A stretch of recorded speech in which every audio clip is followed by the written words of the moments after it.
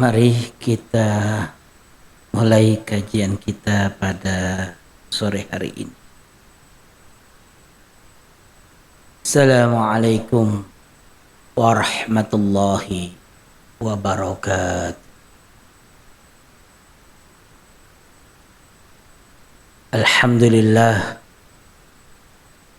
Alhamdulillahi rabbil alamin. والعاقبة للمتقين ولا عدوان إلا على الظالمين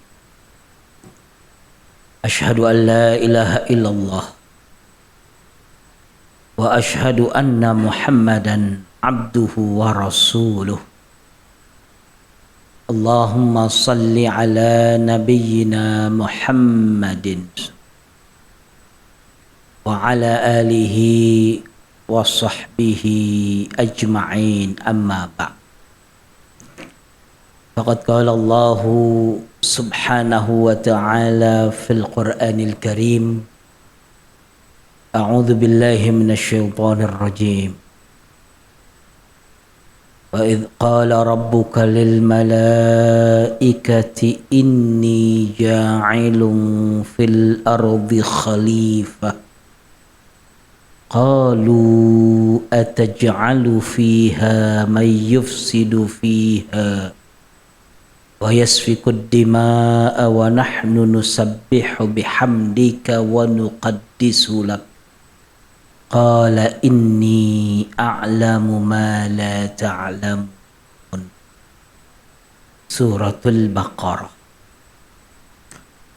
وقال رسول الله صلى الله عليه وسلم في الحديث اتق الله حيثما كنت وأتبع السيئة الحسنة تمحها وخالق الناس بخلق حسن.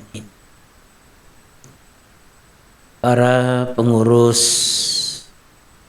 DKM yang mudah-mudahan senantiasa istiqamah di jalan Allah Subhanahu wa taala, para hujjaj, para asatidz, bapak-bapak, ibu-ibu, adik-adik yang dicintai oleh Allah Subhanahu wa taala, seluruhnya saja yang hadir di majelis yang mulia ini, semoga kita senantiasa mendapatkan kucuran rahmat dari Allah Subhanahu wa taala, diampuni dosa-dosa kita, diangkat derajat kita, dan dijadikan sebagai hamba-hamba yang dicintai dan diridhai oleh Allah Subhanahu wa taala. Amin ya rabbal alamin.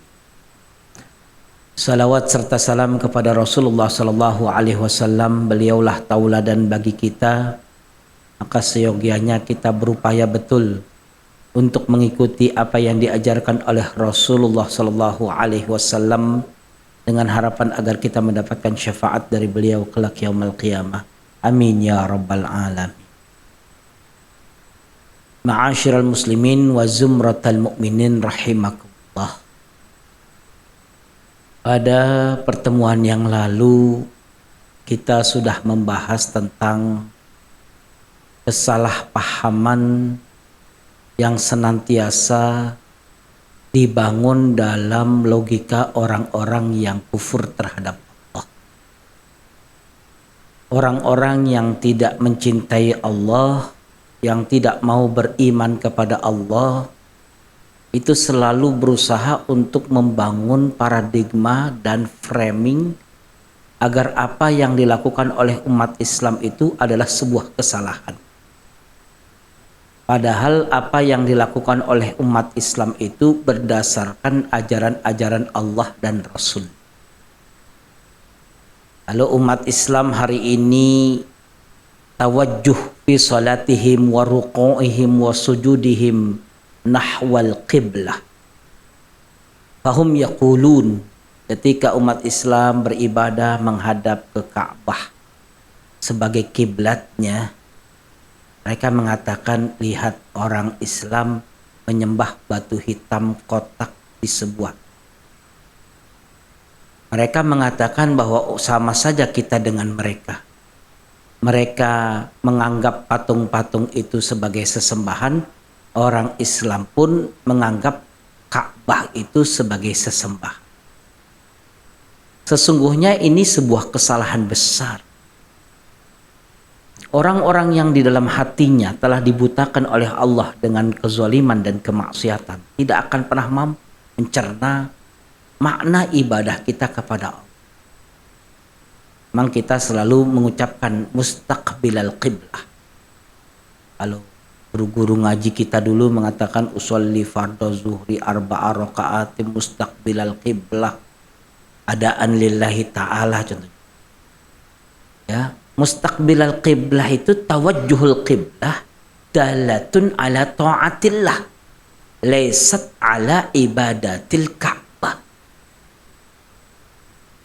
Karena kita punya keyakinan di dalam hati apapun yang Allah katakan akan aku taati. Kalau Allah katakan salatlah engkau menghadap ke sana, kita lakukan.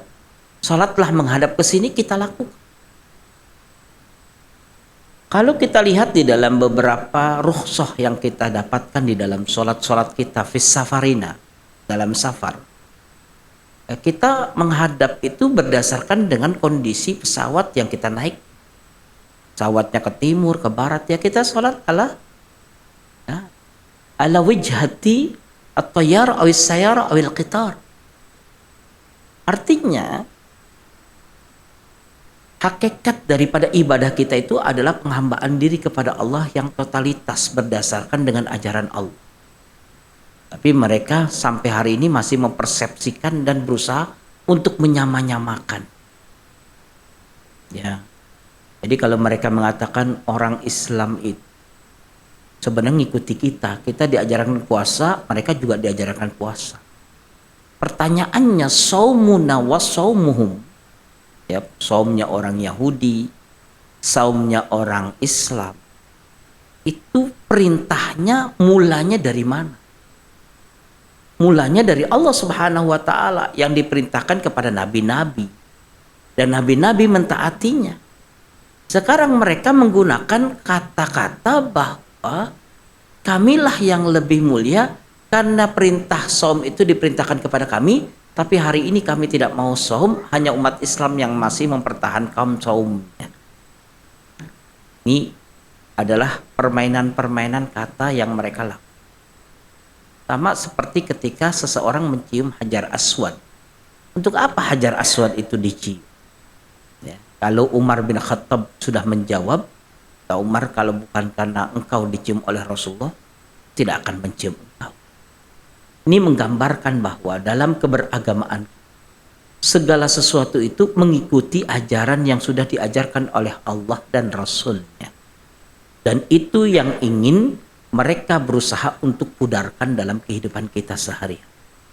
Itulah pembahasan kita pada pembahasan yang hari ini kita akan membahas tema yang baru, yaitu berkaitan tentang amalul Islam fi iqamati usulin nizam. Bagaimana amal-amal yang dilakukan di dalam Islam itu merupakan pondasi dasar terhadap dasar-dasar dan pondasi-pondasi sosiologi kemasyarakat. Jadi kalau kita lihat, seandainya setiap dunia ini menggunakan sosiologi dan kehidupan manusia dengan berdasarkan ajaran Islam, maka pasti dunia ini akan tenang, akan tentram, dan akan menjadikan setiap orang di dalamnya bahagia. Selama orang mengikuti aturan Allah dimanapun dia berada, dia bisa mendapatkan kesuksesan itu. Karena Allah menawarkan kepada kita untuk menjadi manusia-manusia yang sa'idun fid dunya wa sa'idun fil akhir. Yang bahagia di dunia dan bahagia di akhir. Kunci-kuncinya Allah berikan. Sarana prasarannya Allah berikan. Fasilitasnya Allah berikan. Coba kalau kita perhatikan. Dunia ini sebenarnya diwariskan kepada siapa? Al-Quran menyatakan bahwa dunia ini diwariskan untuk orang-orang yang beriman. Dan Allah ketika menyampaikan tentang pendirian manusia atau penciptaan manusia, Allah mengatakan inni ja'ilun fil ardi khalifah.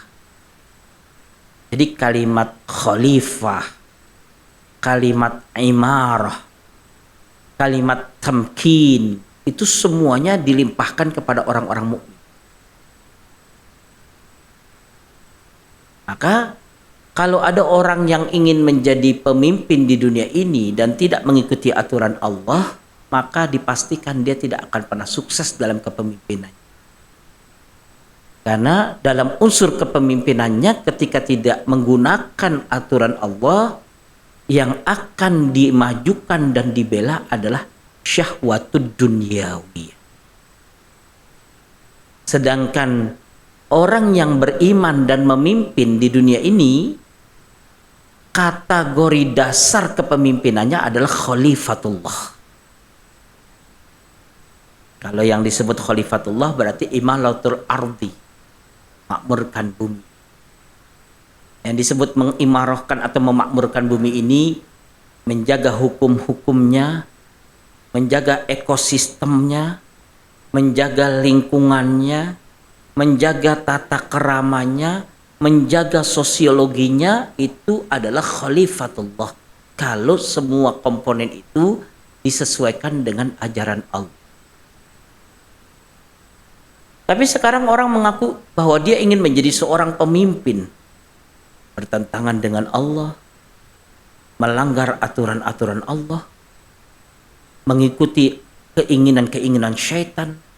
Maka kalau kita perhatikan di dalam kehidupan kita ini, banyak sekali kerusakan-kerusakan yang terjadi dan kita tidak mampu menghalaunya disebabkan karena kita tidak mengikuti konteks khalifatullah dalam konteks yang diajarkan di dalam Islam. Bagaimana kita bisa memahami? Sederhananya begini. Allah Subhanahu wa taala mengucurkan air.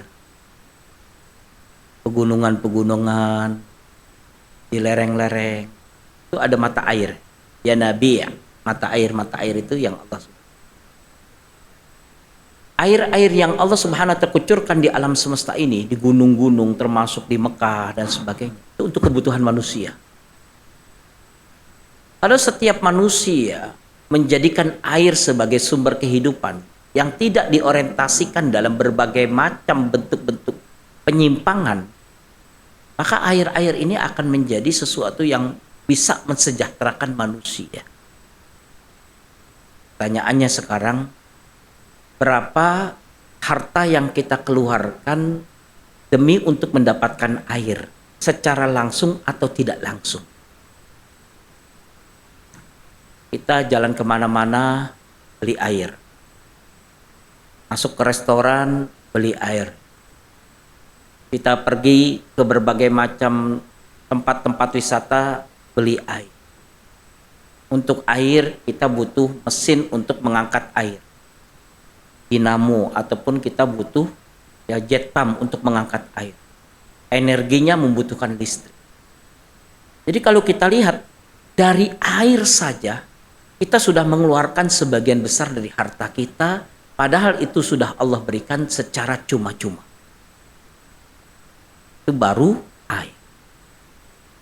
Belum lagi Allah subhanahu wa ta'ala memberikan kepada kita bahwa Allah yang telah menumbuhkan pepohonan, Allah subhanahu wa ta'ala yang telah menjaga alam, Allah subhanahu wa ta'ala yang telah memberikan matahari, Allah yang telah memberikan kepada kita berbagai macam tumbuh-tumbuhan dari biji-bijian dan tanaman.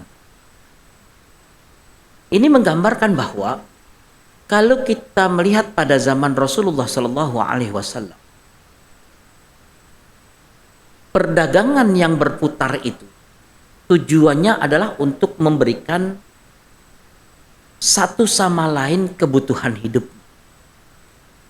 Maka ketika Rasulullah SAW melihat ada orang yang berdagang, kemudian dia berbuat curang, Rasulullah memasukkan tangannya ke dalam makanan tersebut, dan kemudian setelah dilihat ada kecurangan, Rasul mengatakan, "Laisa minna man ghasyana."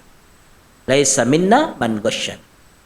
Bukan dari golongan kami orang-orang yang menipu dalam perdagangan. Artinya Rasulullah SAW tidak ingin dari satu penipuan yang terjadi membuat kerusakan sistem yang ada di dalam pasar tersebut. Karena satu komponen saja salah itu bisa membuat kesalahan dalam komponen-komponen yang lain. Orang sudah dibiarkan berbuat curang, maka kecurangan menjadi umum. Kalau seseorang sudah berbuat kemaksiatan dan dianggap lurah, maka kemaksiatan menjadi umum. Nah, kalau kita perhatikan di dalam kehidupan kita ini, lalu bagaimana fungsi kita inni ja'ilun fil ardi khalifah? Kita ini sebagai khalifatullah di atas muka bumi ini yang harusnya menjaga dan memakmurkan alam semesta. Maka salah satu cara untuk menjaga agar ajaran Allah tetap stabil di atas muka bumi ini, kita harus menjadikan amalul Islam fi iqamati usulin Islam. Kita harus jadikan landasan-landasan ajaran yang diajarkan oleh Rasulullah itu menjadi landasan-landasan kehidupan kita. Amalul Islam. Artinya kita tidak bisa memaksakan orang untuk menjadi seorang muslim. Tapi kita bisa menggerakkan orang untuk bekerja dengan kerja-kerja seorang muslim. Ketika kita melihat ada kotoran, kita bersihkan. Hadhihi min amaliyatul Islam, an-nazafah.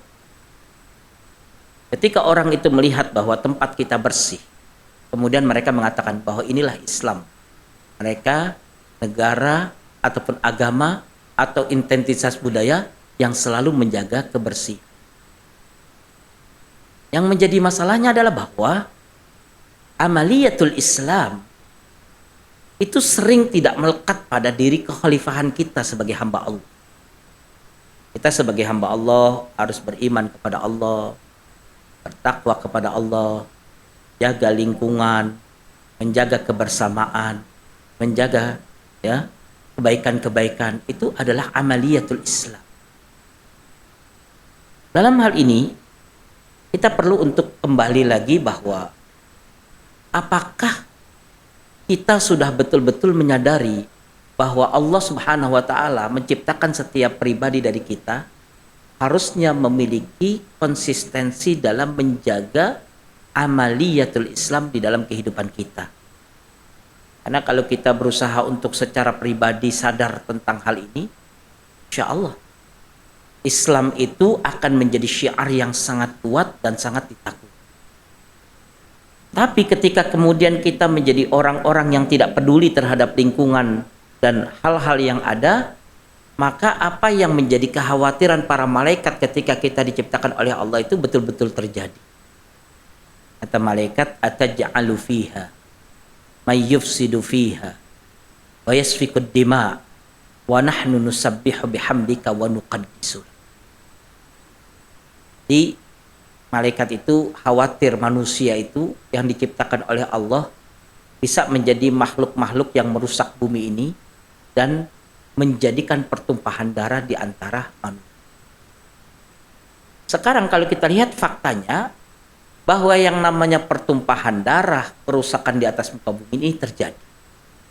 Tapi apakah ini terjadi betul-betul dilakukan oleh umat Islam atau ada orang-orang yang ingin menghancurkan umat Islam dengan framing-framing sehingga mereka selalu berusaha untuk mencari kesalahan-kesalahan umat Islam yang kemudian ditampilkan di dalam berbagai macam media dan mereka tidak pernah mengangkat sedikit pun kesalahan orang-orang di luar Islam yang kesalahan itu mungkin lebih besar daripada kesalahan umat Islam. Tapi konotasinya bahwa kita adalah bagian dari manusia. Kafir, muslim, orang zalim, orang fasik, semuanya manusia.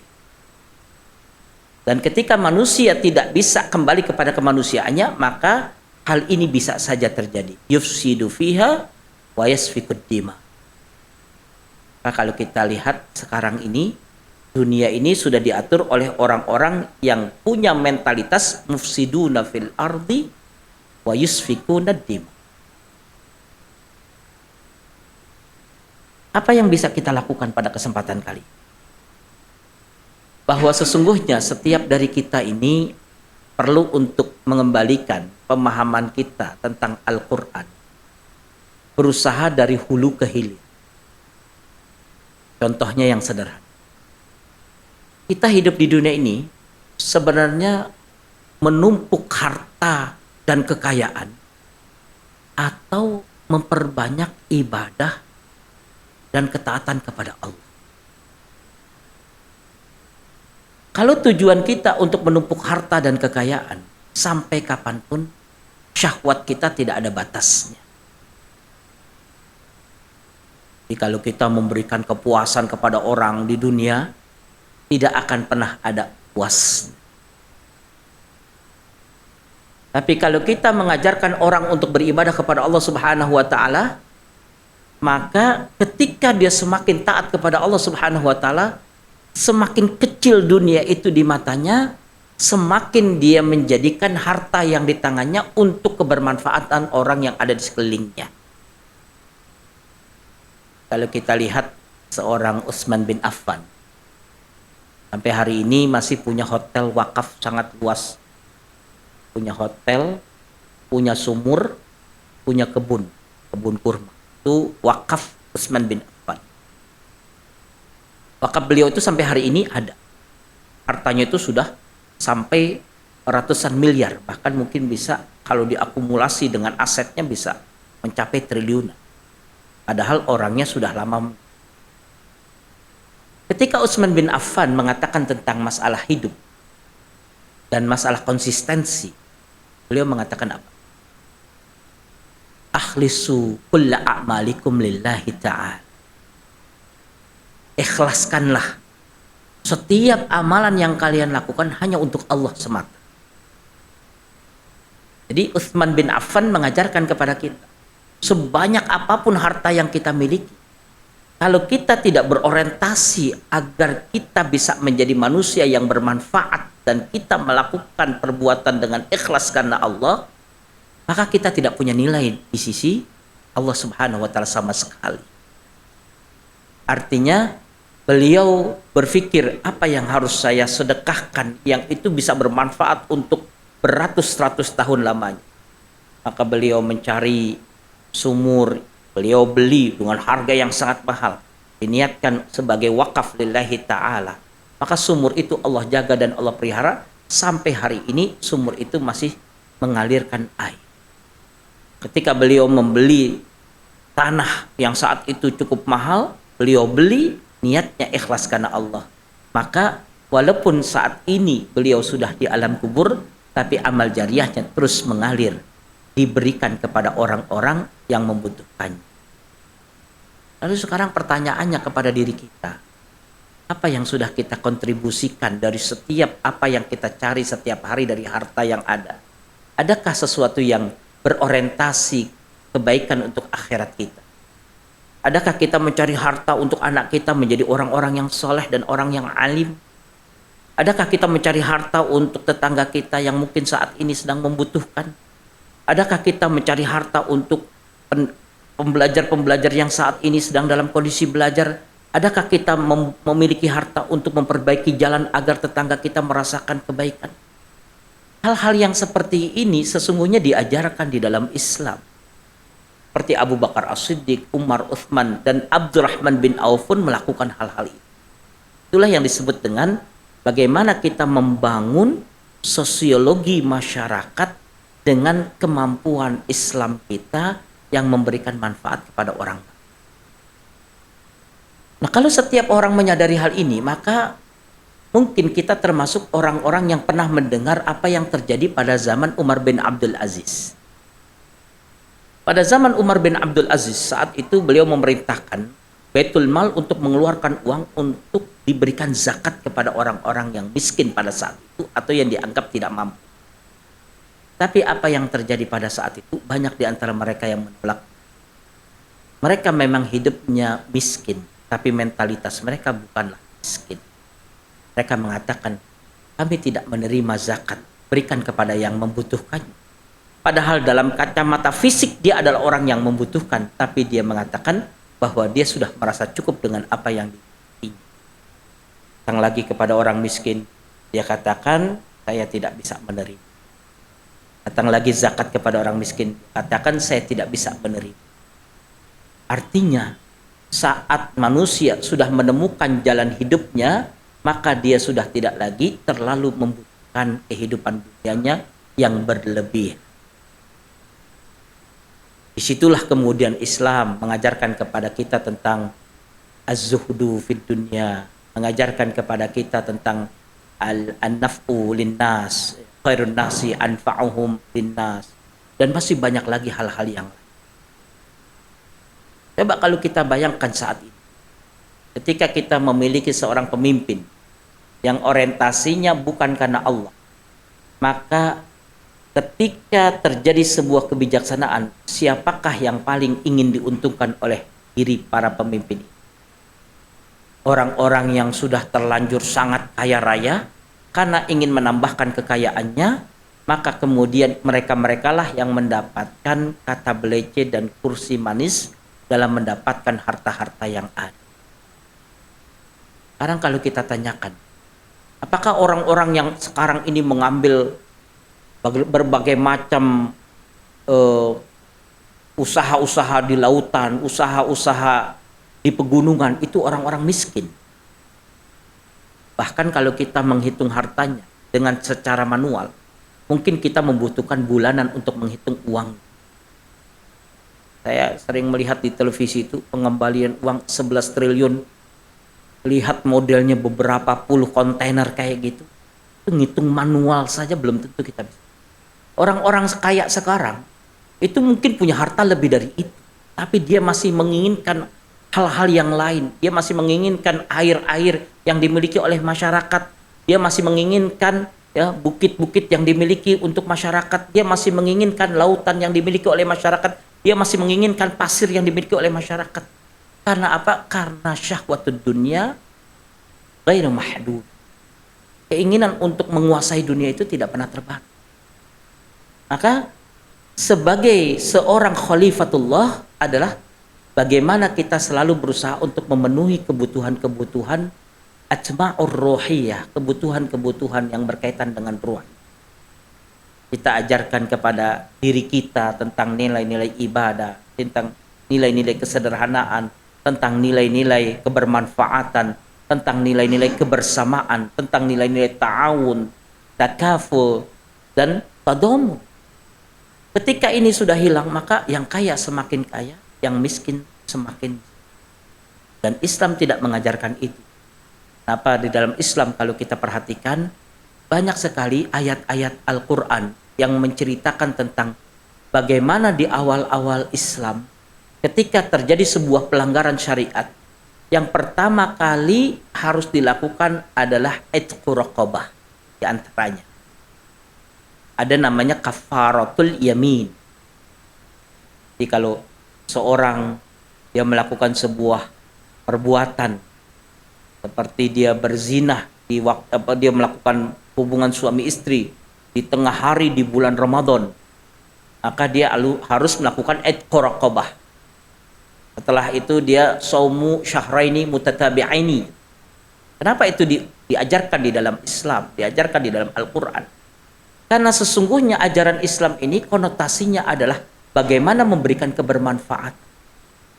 Kalau seorang budak dimerdekakan dengan harta-harta umat Islam sehingga mereka menjadi merdeka, barangkali dari budak itu lahir ulama-ulama yang soleh.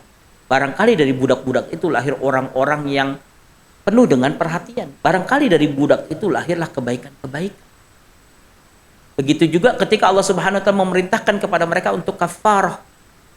Kafarah dengan cara memberikan it'amu masakin, memberikan makan kepada orang miskin. Itu adalah cara Allah untuk menjadikan harta yang kita miliki itu terkontribusikan dan termanfaatkan oleh orang. Nah, nilai-nilai sosiologi yang diajarkan dalam Islam semakin hari semakin pudar. Maka kalau kita perhatikan hari ini, begitu banyak orang-orang yang harusnya memperhatikan harta-harta untuk masyarakat umum, tapi hanya diambil untuk sebagian dan segelintir orang.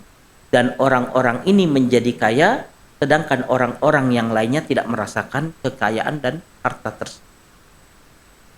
Nah, ini ja'ilun fil ardi khalifah, bahwa Allah Subhanahu wa taala ingin menjadikan bumi ini ya, dipenuhi dengan orang-orang yang bertanggung jawab terhadap kemanusiaan, itu diajarkan di dalam Islam. Tapi Islam yang ingin, umat Islam yang ingin membangun semua itu berusaha dihantam habis-habisan dengan fitnah, dengan teroris dan sebagainya. Dulu tahun 1990-an, saya masih mengingat saat itu awal-awal Islam mulai bangkit dengan prasarana. Fisik-fisiknya sudah mulai bangkit. Bahkan sistem pembelajarannya sudah mulai banyak disubsidi oleh negara-negara kaya. Maka mereka melihat bahwa ini adalah indikator keburukan. Ketika Islam sudah bisa berkontribusi terhadap sesama muslim antar negara. Maka saat itu terjadilah sebuah penabrakan gedung WTC. Dan saat gedung itu hancur, yang pertama kali dijadikan sasarannya adalah umat Islam. Dan ketika umat Islam dijadikan sasaran, maka seluruh hal-hal yang menjadikan pergerakan umat Islam secara internasional mulai diawasi dan mulai ditutup. Maka selama ini orang-orang yang muhsinin yang mengirimkan hartanya untuk para pembelajar-pembelajar di seluruh dunia, kemudian rekeningnya dicek, dan kemudian setelah itu mereka tidak memperbolehkan harta-harta dari satu negara ke negara yang lain dengan cara melalui rekening. Maka kalau kita lihat secara tidak langsung, efeknya adalah lembaga-lembaga yang selama ini terbantukan dengan kontribusi sesama umat Islam makin hari semakin sulit. Para pimpinan-pimpinan pondok yang saat itu ingin mendapatkan bantuan dari Timur Tengah, dari negara-negara kaya seperti Qatar dan sebagainya, itu sudah tidak lagi bisa memberikan rekening dan kemudian masuk ke dalam rekening. Maka mereka harus datang ke sana. Kemudian diberikan satu koper. Mungkin hanya 2 miliar, 3 miliar, kemudian dibawa pulang. Dibangunlah pesantren, dibangunlah fisik, dibangunlah masjid-masjid dan sebagainya. Tapi mereka pun masih diawasi. Setiap perjalanan-perjalanan mereka, di tempat transit mereka di beberapa negara, mereka sangat diawasi. Artinya apa? Bahwa kontribusi umat Islam satu sama lain itu berusaha untuk ditutup. Padahal ini adalah aset umat yang sangat berharga. Ketika hari ini contohnya kita merasa bahwa hidup kita berada dalam kondisi sulit. Pertanyaannya, apakah kita negeri muslim yang paling sulit di dunia? Ternyata masih banyak saudara-saudara kita yang lebih sulit daripada kita di dunia. Kita lihat saudara-saudara kita di Somalia, saudara-saudara kita di Sudan, saudara-saudara kita di Palestina, saudara kita di berbagai macam tempat, mereka memiliki kesulitan. Dan kita sebagai orang yang mendapatkan begitu banyak ujian dan cobaan masih mau untuk mengkontribusikan harta-harta kita kepada mereka. Pertanyaannya, kalau kita mau mengirimkan bantuan kepada saudara-saudara kita yang hari ini kelaparan di Somalia, adakah caranya untuk kita bisa mengkontribusikannya kepada mereka? Sesungguhnya ini sudah dipatahkan karena mereka melihat bahwa unsur sosial yang ada di dalam jiwa-jiwa setiap muslim itu akan terus tumbuh selama itu dibiarkan. Maka itu harus dihentikan sehingga seakan-akan kita tidak saling membutuhkan dan tidak saling ingin membantu dan menolong. Nah, kalau kita perhatikan di dalam kehidupan kita ini, banyak sekali hal-hal yang dibangun dalam kontribusi atau distribusi di dalam Islam itu terpecahkan dan terhancurkan sehingga kita tidak bisa memberikan manfaat satu sama lain. Khairun nasi anfa'uhum linnasi. Maka kalau kita perhatikan bahwa sesungguhnya tidak ada sistem yang lebih baik daripada sistem yang pernah dibangun dalam dalam sistem distribusi dalam Islam. Jadi kalau kita lihat bagaimana Nabi Muhammad SAW menjaga bagaimana mekanisme pasar. Nabi Muhammad SAW menjaga bagaimana mekanisme pembagian harta. Bagaimana Nabi Muhammad SAW mengatur mekanisme baitul mal. Semua itu berorientasi sosial dan semua itu memiliki kesolidan dan kevalidan yang signifikan. Tapi sekarang masuk semua sistem-sistem itu menjadikan semua kebaikan ini seakan-akan tidak berdaya. Nah, kalau sudah sendi-sendi utama umat Islam sudah tidak lagi kita miliki, maka mereka tinggal mempermainkan kita semau mereka tanpa kita berdaya untuk melakukan. Coba mari kita tanyakan kepada saudara-saudara kita yang bergerak di dalam ekonomi syariah atau ekonomi Islam. Berapa banyak kesulitan-kesulitan yang mereka lakukan dan mereka dapatkan. Saya suatu saat ikut di dalam sebuah Baitul Mal sebagai nasabah atau sebagai anggota. Kemudian karena kita ingin mengetahui kita punya saldo berapa, kita punya hutang berapa, kita punya cicilan berapa, maka kita minta agar dibuatkan sistem sehingga kita bisa membuka seperti aplikasi pada umumnya. Sekarang ada aplikasi macam-macam, ada Dana, ada Oppo, apa macam-macam. Akhirnya kemudian apa yang terjadi? Saat itu koperasi membuat sebuah sistem untuk informasi kepada anggota. Ya, jadi kalau anggota mau mengetahui berapa saldonya dan sebagainya, dibuatlah aplikasi. Kemudian berjalanlah selama 1 tahun. Kalau anggota mau bayar listrik bisa ngambil dari situ. Kalau anggota mau beli apa saja bisa dari. Kemudian aplikasi itu mati dari saya. Kalau saya buka nggak bisa, saya buka nggak. Saya tanyakan ke pusat daripada informasi. Kenapa aplikasi itu tidak ada lagi? Mohon maaf Pak Ustadz, menurut kementerian ini dan kementerian ini bahwa aplikasi yang kita lakukan adalah melanggar hukum. Dan aplikasi yang kita lakukan sudah didispen atau sudah diberhentikan. Konsekuensinya karena kita sudah menggunakan dan sudah terlalu lama dan ini dianggap melanggar, maka kami harus membayar denda sekitar 120 juta karena sudah membuat aplikasi untuk memudahkan anggota koperasi syariah. Bisa saya bayangkan, ketika sekarang semua iklan bisa apa saja, orang meminjam uang apa saja dan sebagainya seakan-akan bisa. Tapi kenapa kemudian lembaga-lembaga yang beraliansi syariah kemudian dianggap bersalah dan kemudian tidak boleh ditampilkan? Hingga setiap saat saya bertanya, mohon maaf, saldo saya berapa, saya nanya secara manual, telepon. Atau kalau enggak saya harus datang ke tempat itu. Karena apa? Karena semua yang berbau aplikasi berkaitan dengan organisasi atau koperasi ini semua dihabiskan dan tidak tersisa. Jadi ada sekitar ribuan daripada Baitul Mal saat ini tidak memiliki aplikasi kecuali dia harus bertemu face to face kepada masyarakatnya di saat zaman sudah modern dan teknologi canggih. Pertanyaannya, kenapa harus di dalam lembaga-lembaga syariah ini diberlakukan? Saya bilang bikin lagi dengan cara yang lain. Kita sudah kapok Pak Ustadz, kena 120 juta, kita nggak mau lagi bikin aplikasi karena ini melanggar undang-undang. Ya. Jadi kalau kita perhatikan bahwa keberpihakan terhadap pengembangan umat Islam itu sudah berusaha dipotong di dalam berbagai macam sisi.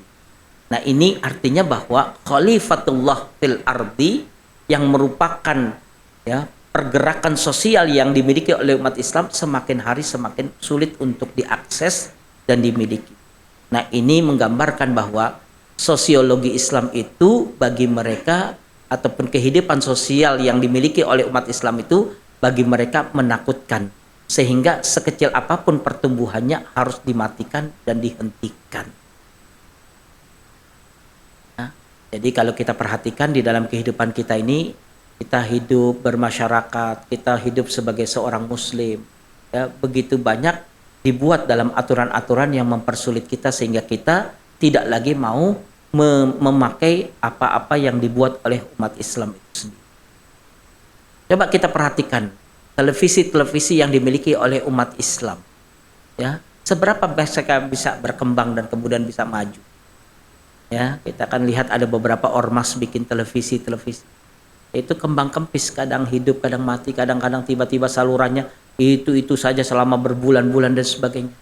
Ini menggambarkan kepada kita jalur distribusi kebersamaan kita itu sudah banyak sekali dipotong oleh mereka karena mereka takut bahwa sesungguhnya kemampuan dan kemajuan umat Islam itu Salah satunya adalah pada masalah sosial kemasyarakatan. Jikalau sosial kemasyarakatan umat Islam ini tidak dihentikan, maka Islam dan kemudian negara ini akan menjadi kuat dan maju. Tapi karena mereka tidak menginginkan itu terjadi, maka umat Islam dihentikan kreativitasnya dengan cara tidak kita sadari itu telah terjadi di mana. Demikian yang bisa saya sampaikan, bahwa kita harus menjadi ja'ilun fil ardi khalifah, menjadi orang yang selalu berusaha untuk mengikuti apa yang diajarkan oleh Allah Subhanahu wa taala, karena kita tidak ingin menjadi orang yang merusak di muka bumi ini dan menghancurkan darah-darah yang ada di dalam kehidupan masyarakat kita, terutama sesama bangsa Indonesia ini. Demikian yang bisa saya sampaikan.